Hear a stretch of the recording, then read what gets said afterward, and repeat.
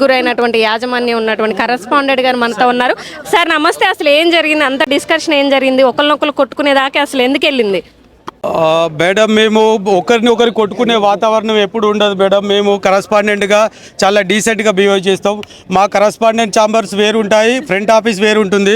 Front ఆఫీస్లో ఎప్పుడైనా ఒక లేడీ రిసెప్షనిస్ట్, ఒక లేడీ అకౌంటెంట్ ఉంటుంది. ఎందుకంటే పేరెంట్స్కు ఎప్పుడైనా ఒక మృదు స్వభావంతో మాట్లాడాలని. కానీ ఇప్పుడు ఎవరు వచ్చినా కూడా, మా పేరెంట్స్ తప్ప, మా పిల్లలు తప్ప ఎవరు వచ్చినా కూడా వాళ్ళను హ్యూమిలేట్ చేయడం, దుర్భాషలు ఆడడం. ఒక లేడీ కరస్పాండెంట్ ఉన్నటువంటి స్కూల్కి వెళ్ళి మీకు యాక్చువల్గా మేము గవర్నమెంట్ కొన్ని నిబంధనలతో మా స్కూల్ పర్మిషన్ ఇస్తుంది మేడం. మాకు ఇప్పుడు అర్బనైజేషన్ జరిగిన తర్వాత స్కూల్ అన్నీ సిటీలో లొకేట్ అయితే సిటీలో మాకు చిన్న ప్లే గ్రౌండ్స్ ఉంటాయి. మాకు ఇంకొక అద్దెకు పెద్ద ప్లే గ్రౌండ్ తీసుకొని మా పిల్లలు, మేము, మా పేరెంట్స్ కూడా గేమ్స్ ఆడిపిస్తున్నాం.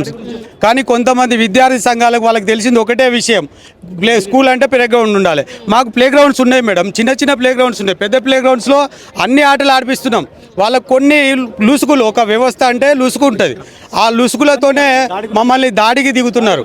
మాకు డిఓలకు మంచి సంబంధాలు ఉంటాయి, మాకు పేరెంట్స్కు మంచి సంబంధాలు ఉంటాయి, మాకు పిల్లలకు అసలు విడదీయని బంధం ఉంటుంది.